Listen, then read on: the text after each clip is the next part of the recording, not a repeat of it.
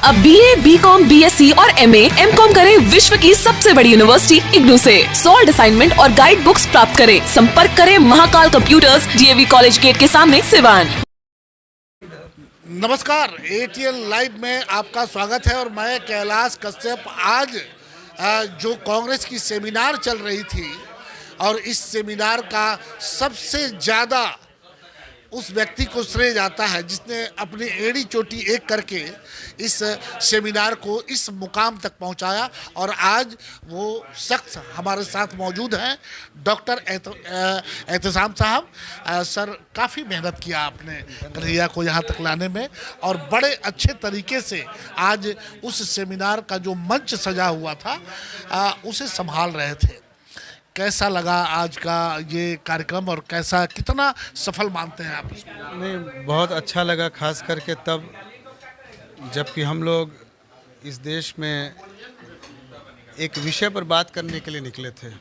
अपने शहर में, गांव में, नुक्कड़ों पर हम एक विषय को लेकर गए थे कि आज मुल्क में जो हो रहा है, क्या हम लोगों को अपने व्यस्त रूटीन में, अपनी दुकानदारी में, अपनी नौकरी में, क्या घर के अंदर ऐसे ही पड़े रहना चाहिए?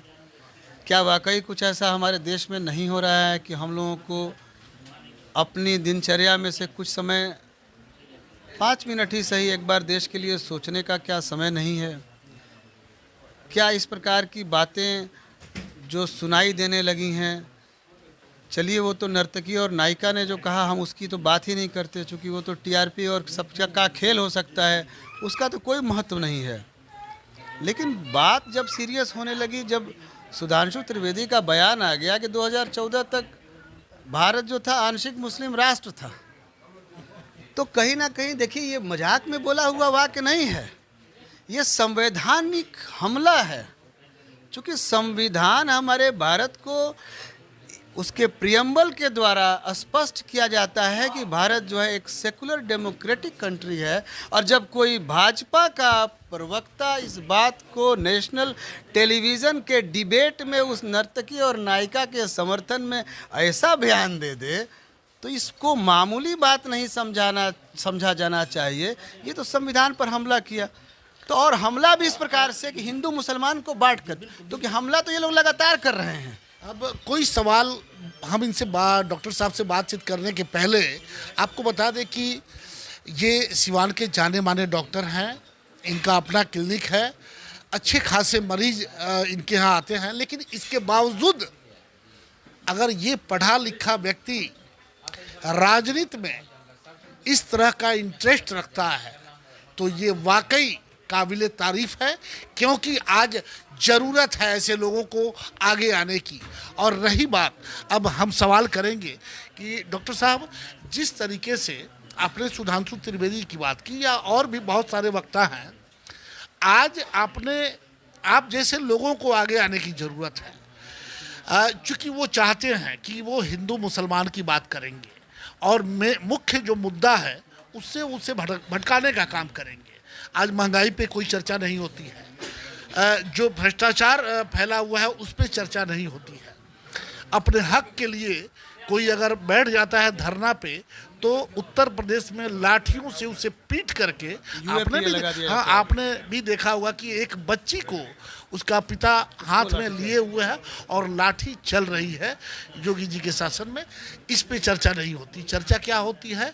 हिंदू मुसलमान पे। ये जानते हैं कि यही रास्ता बचा हुआ है कि हम इस रास्ते को पकड़ करके हम सत्ता तक जा सकते हैं।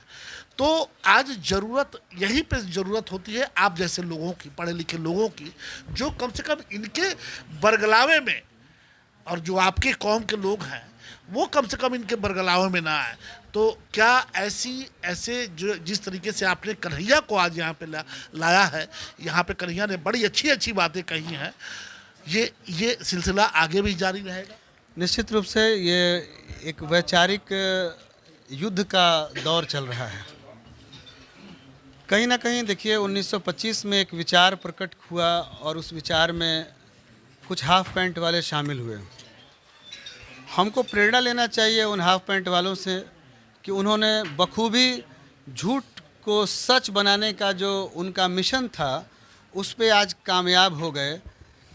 और ख़ास करके जिनके यहाँ, जिनके ज़ख़ीरों में फासिज़्म रहा हो, हम तो स्पष्ट बोलते हैं, सबूत के साथ बोलते हैं कि गोवालकर जी और जो भी आरएसएस के प्रमुख लोग थे वो अपना प्रशिक्षण लेने के लिए जर्मनी जाया करते थे। उनके रोल मॉडल आप पढ़िए किताबें उनकी, वो हिटलर और मुसोलिनी को रोल मॉडल कहते थे। तो यकीनन हमारा देश अगर भटक रहा है तो ये कहीं ना कहीं इसमें हमारी गलती है। हमारी गलती इसलिए है कि हम लोगों ने अपने देश के इतिहास को पढ़ना छोड़ दिया है। हमारी गलती इसलिए है कि हम लोगों ने विषय पर बात करना छोड़ दिया है। हमारी गलती इसलिए भी है कि जो हमारा पढ़ा लिखा तबका है वो सोचता है ये हमारा काम नहीं है। हमारी गलती इसलिए भी है कि हम लोग अनपढ़, जो कम योग्य लोग हैं, हम लोगों ने उनके हवाले मुल्क को कर दिया है। तो कहीं ना कहीं ये जो वैचारिक युद्ध का एक हम लोगों ने शुरुआत किया है, ये सेमिनार एक बुनियाद है उस संघर्ष का, जो संघर्ष हिंदुस्तान के गंगा जमनी तहज़ीब को बचाने के लिए है, जो संघर्ष हमारे मुल्क में राम प्रसाद बिस्मिल और अशफाकुल्लाह खान की दोस्ती को बताने के लिए है, जो संघर्ष इन नकली राष्ट्रवादियों की पोल खोलने के लिए है। चूँकि आपने सुना होगा मंच से जब कहा हमारे मुख्य वक्ता ने कि अगर रात, तो वहाँ से हम लोग को समझ लेना चाहिए कि जैसे कि मौलाना अबुल कलाम आज़ाद को उन्होंने कोट किया कि अगर आसमान से कोई फ़रिश्ता इस ज़मीन पर उतरे और कुतुब मीनार पर खड़ा होकर के कहे कि मैं 24 घंटा के अंदर इस मुल्क को आज़ादी दे सकता हूँ, तो मौलाना अबुल कलाम आज़ाद ने उस अध्यक्षीय भाषण में क्या बताया? मौलाना आज़ाद ने बताया कि हमें उस आज़ादी से इनकार है, क्योंकि अगर उस आज़ादी को हमने हासिल कर लिया, अगर हमें आज़ादी नहीं मिलती है तो स्वराज पर खतरा है। लेकिन अगर इस फरिश्ते की बात मान करके कंडीशनल आज़ादी हम ले लेते हैं तो पूरी आलम इंसानियत पे खतरा है। और ये राष्ट्रवादी मौलाना अबुल कलाम आज़ाद वो राष्ट्रवादी थे कि जब पूरे हिंदुस्तान, पूरे भारत के लोग मजबूरन जब डिवीज़न को मान लिए, वो वाहिद शख्स था आखिरी दम तक इस देश के लिए लड़ता रहा। तो इन नकली राष्ट्रवादियों के चक्कर से हम युवाओं को निकालना चाहते हैं। हम बताना चाहते हैं नौजवानों को कि अगर राष्ट्रवाद की परिभाषा गढ़नी है, पढ़नी है, तो अपने रहनुमाओं को पढ़ना सीखिए, उनके संबोधन को याद करना सीखिए। उन्होंने जो कुर्बानियाँ दिए हैं किस सपने के लिए, उस पर जरा सा हम लोगों को ज़रूर विचार करना है। चलिए एक छोटा सा सवाल हमारा और अंतिम सवाल होगा कि जिस तरीके से आपने देखा कि किसान आंदोलन चल रहा था और प्रधानमंत्री जी, शायद देश के इतिहास में ये पहली बार हुआ कि देश का कोई प्रधानमंत्री नेशनल चैनल पे आकर के और माफ़ी मांग रहा हो। क्या प्रधानमंत्री उस घटना के बाद से कमज़ोर हुए हैं? नहीं, प्रधानमंत्री नेशनल टेलीविज़न पर कई बार माफ़ी मांग चुके हैं, आप शायद भूल गए हैं। रो भी चुके हैं, ये भी आप भूल गए हैं।